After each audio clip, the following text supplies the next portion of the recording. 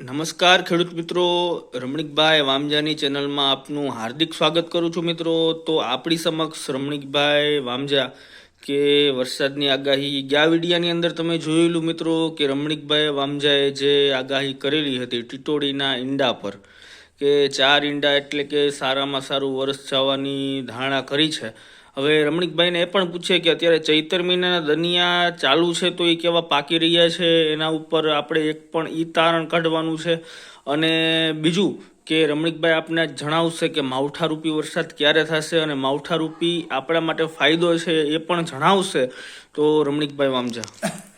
નમસ્કાર ખેડૂત મિત્રો, દ્વારકા દયા અને સોમનાથમાં દયા અને કુળદેવીમાં ઉમિયા માતાની કૃપાથી આપણને અગાઉ મેં ચૈત્ય મહિના દનિયાની અગાઉ મેં ગુજરાત સમાચારમાં 20 દિવસ પહેલાં મેં પેપરની અંદર આપેલું હતું કે દનિયા ક્યારે બેસે અને દનિયા શું વસ્તુ છે મેં ખેડૂત પણ શીખવાડે છે.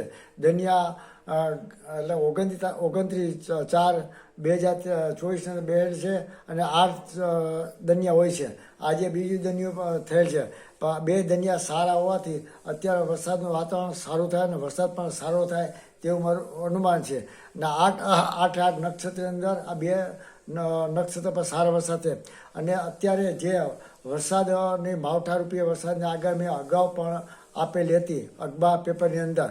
અત્યારે હજી પણ વરસાદે કૃતિકા નક્ષત્રમાં 11/5/2024 15/5/2024 જો કૃતિકા નક્ષત્ર વરસાદ થાય તો વર્ષ સોરાની થાય.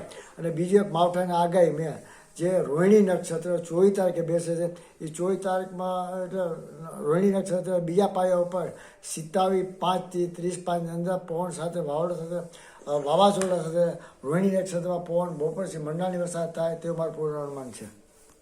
તો ખાસ ખેડૂત મિત્રોનો એ પણ પ્રશ્ન છે કે ચૈતર મહિનાના દનિયા જે પાકે છે આના પછીનું ફેક્ટર કયું હોઈ શકે કે જેના ઉપર આપણે ધારણા કરી શકીએ અને માવઠાની પણ ખેડૂત મિત્રોને માહિતી આપીએ.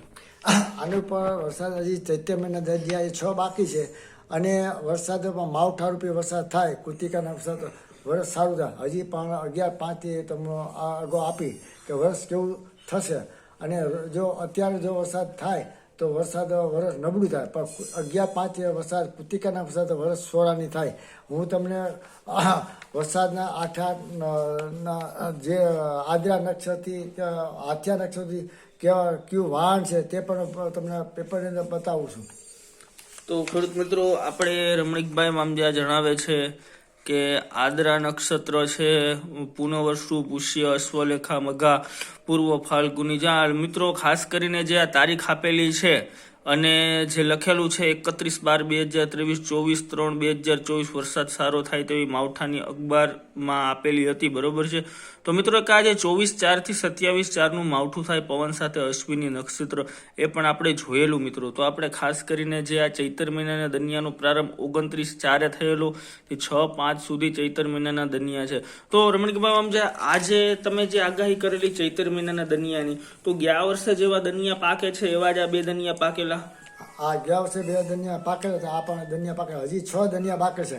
ગઈ સાલ 5મો દનિયો નબળું હતું, 1 મહિનો અને 4 દિવસ આતરું આવેલું હતું. તો ગયા વર્ષે જે ઓગસ્ટ મહિનાની અંદર વરસાદ નથી પડેલો 8મા મહિનાની અંદર, તો એનું કારણ શું હોઈ શકે? કારણ કે આકાશી કસ ચિત્ર અને જે કસ બાંધેલો હોય એ કસ નહોતા. ત્યાં મેં ઘણા લોકો મેં કહ્યું તમને મોટું આતરું આવશે 1 મહિના 5 દિવસ, એને મેં 1 મહિના 10 દિવસ આતરું આપે, તે પણ મારા પુરાવા સહિત છે. તો ખેડૂત મિત્રો, ખાસ કરીને રમણીકભાઈ વામજાએ આપણે ચૈત્ર મહિનાના દનિયા વિશે માહિતી આપી. તો ખૂબ ખૂબ ધન્યવાદ રમણીકભાઈ વામજા.